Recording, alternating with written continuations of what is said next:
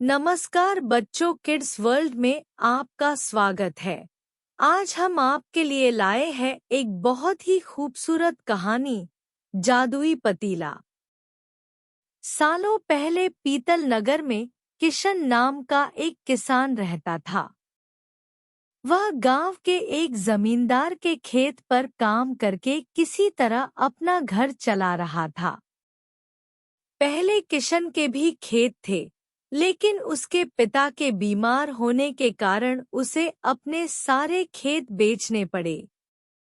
मजदूरी में मिलने वाले पैसों से पिता का इलाज कराना और घर का खर्च चलाना मुश्किल हो रहा था। वो हर दिन सोचता कि कैसे घर की स्थिति को बेहतर किया जाए।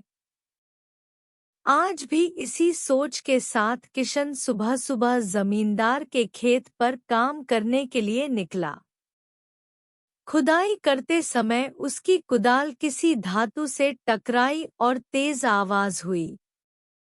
किशन के मन में हुआ कि आखिर ऐसा क्या है यहाँ। उसने तुरंत उस हिस्से को खोदा तो वहां से एक बड़ा सा पतीला निकला। पतीला देखकर किशन दुखी हो गया। किशन के मन में हुआ कि ये जेवरात होते तो मेरे घर की हालत थोड़ी सुधर जाती। फिर किशन ने सोचा कि चलो, अब खाना ही खा लेता हूँ। किशन ने खाना खाने के लिए अपने हाथ की कुदाल उस पतीले में फेंक दी और हाथ मुंह धोकर खाना खाने लगा। खाना खत्म करने के बाद किशन अपनी कुदाल उठाने के लिए उस पतीले के पास पहुंचा।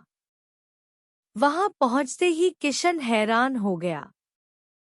उस पतीले के अंदर एक नहीं, बल्कि बहुत सारे कुदाल थे।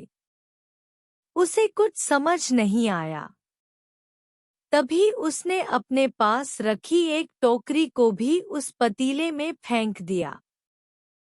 वो एक टोकरी भी पतीले के अंदर जाते ही बहुत सारी हो गई। ये सब देखकर किशन खुश हो गया और उस जादुई पतीले को अपने साथ घर लेकर चला आया। वो हर दिन उस बर्तन में अपने कुछ औजार डालता और जब वो ज्यादा हो जाते तब उन्हें बाजार जाकर बेच आता। ऐसा करते करते किशन के घर की हालत सुधरने लगी। उसने इस तरह से बहुत पैसा कमाया और अपने पिता का इलाज भी करवा लिया। एक दिन किशन ने कुछ गहने खरीदे और उन्हें भी पतीले में डाल दिया। वो गहने भी बहुत सारे बन गए। इस तरह धीरे धीरे किशन अमीर होने लगा और उसने जमींदार के यहाँ मजदूरी करना भी छोड़ दिया। किशन को अमीर होते देख जमींदार मोहन को किशन पर शक हुआ। वो सीधे किशन के घर पहुंचा। वहां जाकर उसे जादुई पतीले के बारे में पता चला। उसने किशन से पूछा, तुमने यह पतीला कब और किसके घर से चुराया?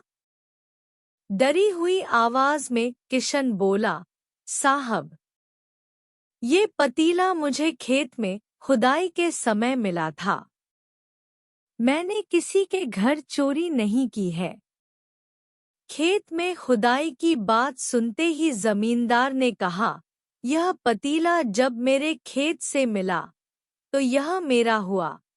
किशन ने जादुई पतीला ना लेकर जाने की बहुत मिन्नतें की, लेकिन जमींदार मोहन ने उसकी एक नहीं सुनी। वो जबरदस्ती अपने साथ वो जादुई पतीला लेकर चला गया। जमींदार ने भी किशन की ही तरह उसमें सामान डालकर उन्हें बढ़ाना शुरू किया। एक दिन जमींदार ने अपने घर में मौजूद सारे गहने एक एक करके उस पतीले में डाल दिए और रातों रात बहुत अमीर हो गया।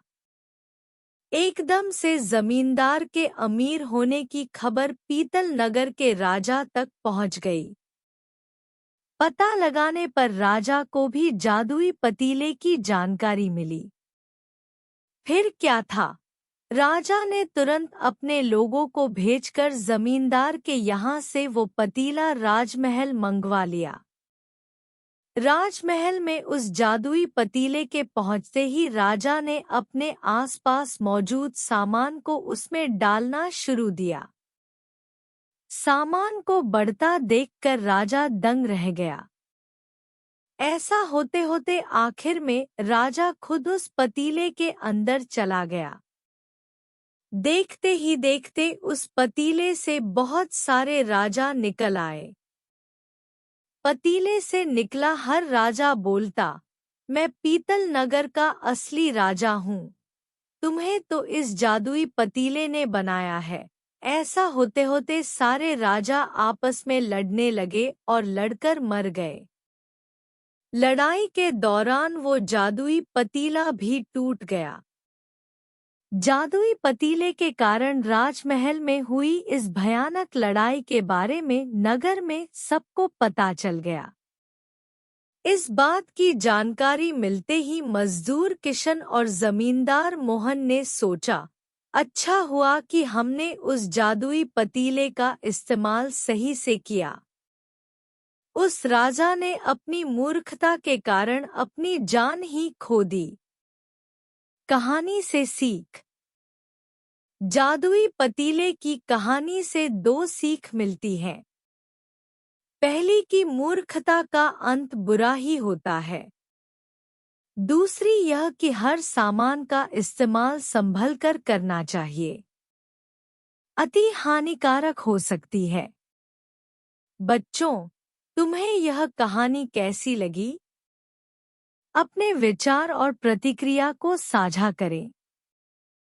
हम जल्द ही एक और कहानी के साथ वापस आएंगे।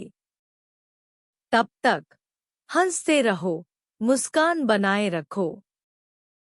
हमारे चैनल को सब्सक्राइब और साझा करें ताकि हर बच्चा इन कहानियों से सीखे गए सीखों को अपने जीवन में शामिल करने का प्रयास कर सके। धन्यवाद और अलविदा।